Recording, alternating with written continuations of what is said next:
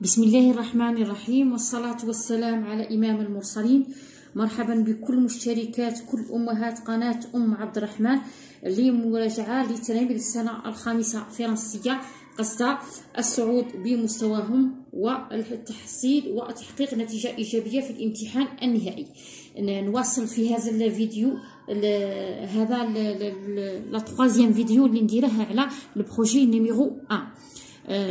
كي نبدا المراجعه بروجي نيميرو 1. بروجي نيميرو 1 انا كاستاذه نشك فيه، انا احتمال 60% عندي يجي البروجي نيميرو 1. ما هو البروجي نيميرو 2 ما هو البروجي نيميرو 3 في الشهاده. بدون اطاله نروح للنص ودراسه النص اللي راني موجدتها. نتمنى يكون الشرح تاعي وافي ومفيد لكل الامهات. لو guépard الفهد. Le guépard se ressemble au léopard, mais avec un corps plus allongé et plus fin, des très longues pattes et une petite tête. الفهد يشبه النمر. Le léopard هو النمر، هو لو تيغر ثاني لو ليوبار، لكن جسمه طويل على الليوبار. لو غيبار الجسم تاعه طويل الونجي طويل عليه، اي بلو فان ورقيق عليه. دي تري لونغ بات عنده اطراف طويله جدا وراسه صغير. اون بوتيت تات. لو غيبار الفهد a toujours l'air triste. دائما حزين. كي نشوف في اللون تاعه نشوفه حزين. En fait, il a deux traces noires qui descendent de ses yeux. دائما عنده زوج خطوط سوداء. deux traces noires qui descendent de ses yeux يهودوا على عينيه. comme des larmes. les larmes هي الدموع، مثل الدموع. Le guépard الفهد est un prédateur. un prédateur. وشيء un prédateur هي مفترس، حيوان مفترس. il vit dans la savane. يعيش في العرين، المكان اللي يعيش فيه النمر والأسد. ولو غيبار سي لا سافان. لا سافان هو العرين.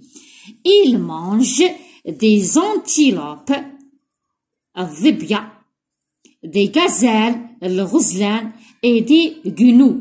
les antilopes هي الظبية، les gazelles هي الغزلان، et les gnous هو الثور البري. دي جنو الثور البري. فوالا لو تكست.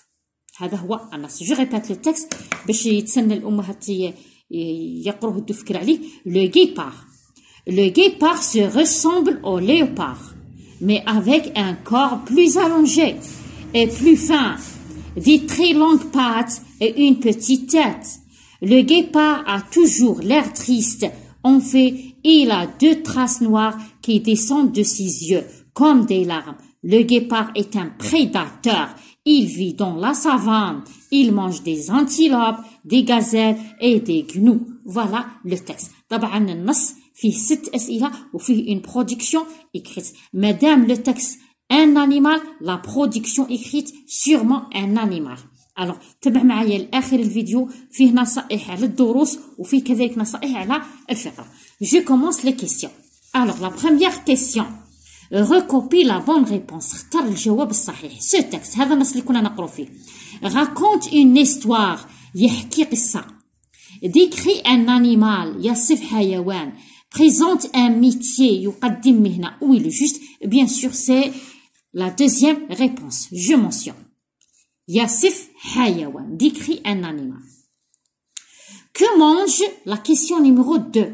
que mange le guépard? ou bien de quoi se nourrit le guépard؟ نقول mange ou bien se nourrit. que mange le guépard؟ وين نلقى الجواب؟ نلقى في النص. de quoi se nourrit. il mange des antilopes, des gazelles et des gnous. يأكل الظبية والغزلان والثور البري. نكتب هنا الجواب، وهنا دائما التلميذ يكتب اتاشي ان كيرسيف الكتبه المتلاصقه. il mange ou bien نقول il se nourrit. il mange. Qu'est-ce qu'il mange? Des antilopes. Des ظبية. Des antilopes. Antilopes. سهلة. Des antilopes. Et aussi des gazelles. والغزلان. Des gazelles. Et le troisième, des gnous. Des gnous. Des gnous. Les gnous, هو الثور البري. La question numéro 3. Relève de texte un adjectif cardinal. Relève de texte un adjectif cardinal. شوف هاد التمارين سهلة بصح مع التقدم وتحشو الدروس تلقي التلاميذ تلقي الابن تاعك نسى الدروس الأولى اللي هي سهلة. هذاك علاش يجب التفكير دائما نذكره دائما ندير لها سوجي يتذكر به. سي كوا ان adjectif cardinal. ان adjectif cardinal هو رقم مكتوب بالحروف. هو رقم مكتوب بالحروف نلقاه في النص. هنا قال لي relève de texte un adjectif cardinal. يعني في النص راه كاين رقم مكتوب بالحروف. وين راه؟ ها هو هنا إلى دو تراس. ها دو. هذا هو دو. دو هو رقم 2 مكتوب بالحروف. دو. فوالا. وجيكري دائما نكتب اتاشي. الام اللي الابن تاعها ما يعرفش يكتب كيما هكا اون كورسيف يليق تعلم. دو. Voilà. La question numéro 4. Sépare les constituants de la phrase suivante. فرق بين مكونات الجملة الآتية. Il mange des antilopes. وين le sujet, وين le verbe, وين le complément objet direct. Il هو الضمير. الضمير في الجملة دايما c'est le sujet. كي نشوف ضمير dans une phrase هو le sujet. Après le sujet je trouve le verbe et après le verbe le complément objet direct. بالنسبة للأمهات اللي سولوني على le complément objet indirect هاد لا لوسون راه سوبريمي في لا 5e année. علاه هاد لا لوسون كاين في لا 2e séquence تاع البروجي نيميرو 2 وهذه الوحدة راها ملغات يعني توت لي لوسون تاعها كلهم محذوفين. نتمنى أن الشرح راه واضح. écrit correctement le verbe. هذا le verbe اكتبه جوست. دوك نشوفوا شنو هو المطلوب. لو guépard ressemble au léopard. الفهد يشبه النمر. Regardez la deuxième phrase. Commence par les guépards. يعني الجمع. يعني هذا الفيرب حوله للجمع. كي ندير نحول لو فيرب للجمع باش نحول لو فيرب للجمع من هذا الاو نحيدها ونزيد له او ان تي. alors le verbe au pluriel se termine par او ان تي. نعاود لو فيرب هنا التلاميذ يقلطوا بزاف يزيدوا اس يحسبوا كيحول للجمع يزيد اس. non les verbes au pluriel j'ajoute او ان تي. علامة الجمع في les verbes c'est او ان تي. le verbe au pluriel je dois ajouter او ان تي. ما نزيدلهش اس. هنا عس روحك تعطي التلميذ تعطي الابن تاعك تعطيه ان فيرب تقول له مي لو فيرب او بلوريال يدير لك ديريكتومون يدير لك اس. هنا في زاتونسون ثاني نجم نشرحها لها بطريقه اخرى. لي غيبار remplace par quel prénom? Les guépards se remplacent par le prénom il avec s. alors il avec s qu'est-ce que je dois ajouter à la fin de verbe? je dois ajouter en t. نجم نفهمها لها ثاني بهذه الطريقه باش تقعد في انريجستري في راسها. La question numéro 6. Écris le mot souligné. Écris le mot souligné. Un accent. Au féminin. Écris le mot souligné au féminin. Le guépard est un prédateur. شرحت أن prédateur هي مفترس. Regardez, le mot prédateur se termine par ter.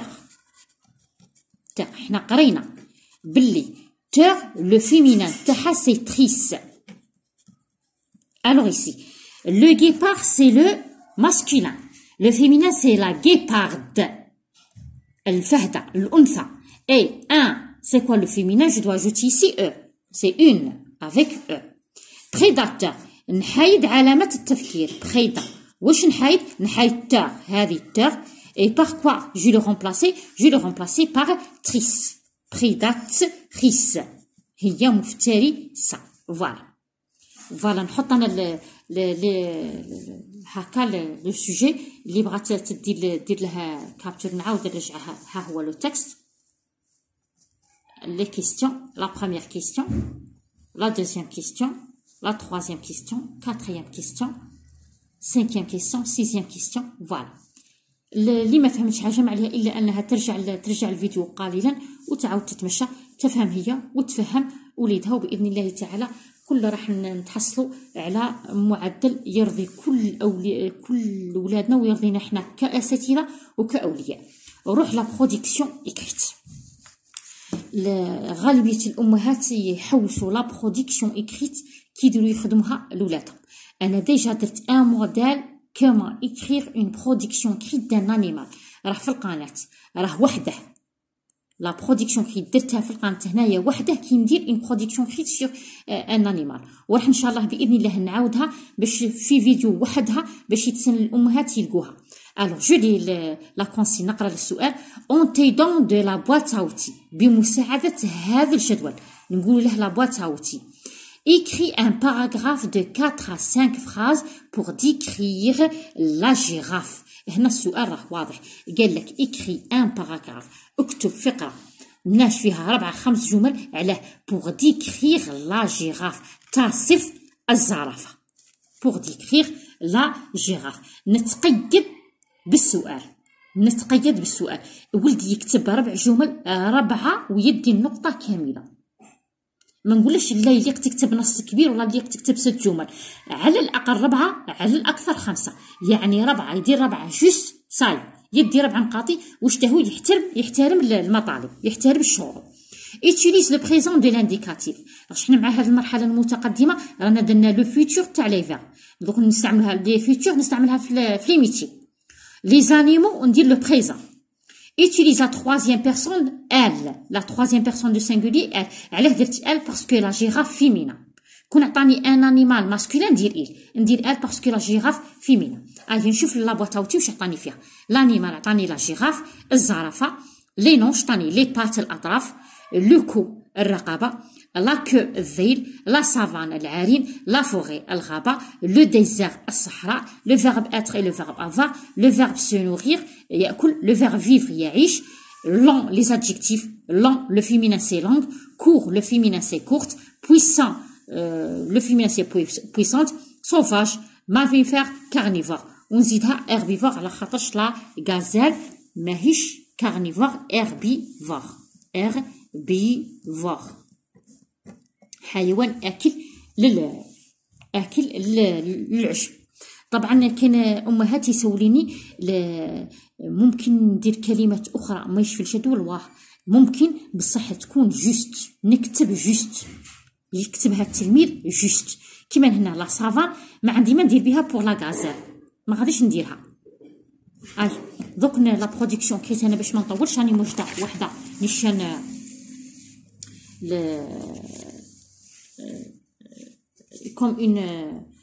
comme une production écrite un modèle. J'écris ici le titre.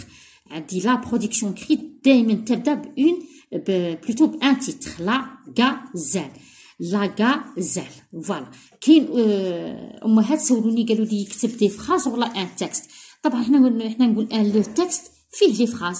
واش هو لو تكست؟ هو مجموعه من الجمل نديرها في كيما راني دايرتها هنايا، والله نديرها تحت بعضها صحيحه، كلشي صحيح. ليسونسيال يكتبها جوست ويتبع لا بونكتياسيون ديال لا ماجيسكول يدير لو بون، ولي مو اللي يكتبهم نخبر ولدي بلي يكتب من لا بواط اوتي فيها لي مو جوست، ما يكتبش مره صح. نقرا لا برودكسيون كريت. لا غازال ايت ان انيمال دو ديزير. الغزال حيوان صحراوي. est un animal de désert. La gazelle est un animal du désert. Elle est sauvage. La gazelle حيوان متوحش. Elle est herbivore. أكل عشب. Elle est herbivore. Elle se nourrit de l'herbe. تتغذى. La gazelle تتغذى على العشب.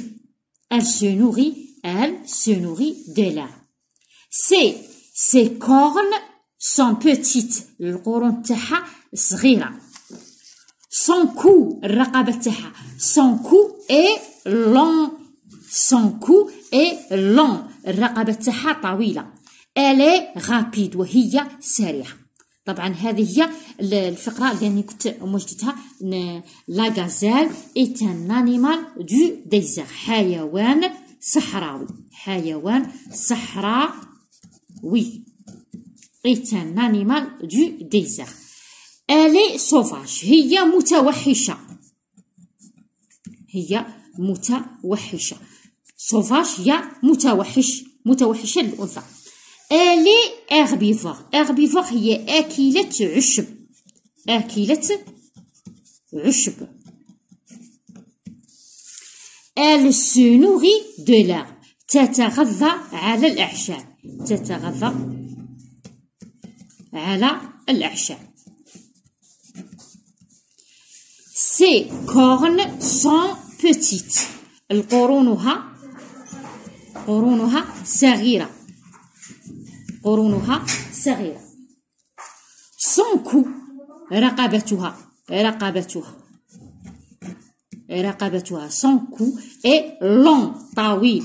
رقبتها بالعربية مؤنث، بصح الفرنسي مذكر، رقبتها طويلة. elle est rapide، هي حيوان سريع. elle est rapide، هي سريعة، هي سريعة.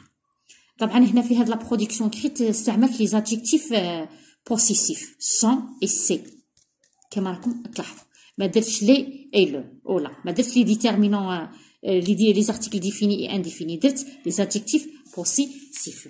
نخليكم في بعد نهايه هذا الفيديو صور لو دوزيام جروب. طبعا التلاميذ تاعي يغيروا من بعضهم، قال لك مادام ما كاينش قاعد تصورينا، ما كاينش طالعين في القناه تاعك. طبعا صورتهم وهما يخدموا في لو بروميي سوجي اللي درتها يامس، ودوك نفوتهم لكم تشوفوا التلاميذ تاعي يخدموا في حصه تاع دعم. هذيك حصه تاع دعم ماهيش حصه طبيعيه، ماهيش حصه نورمال، هذيك حصه تاع دعم. في اخر الفيديو نتمنى اني شرحت لكم شرح وافي وشرح مفيد وشرح بسيط، ودخلت لبيوتكم من قلبي، وصلت للقلوب تاعكم. نتمنى النجاح لاولادكم واولادي وكل امهات ان شاء الله يفرحوا في نهايه شهاده تعليم ابتدائي. والى اللقاء في فيديو اخر باذن الله تعالى.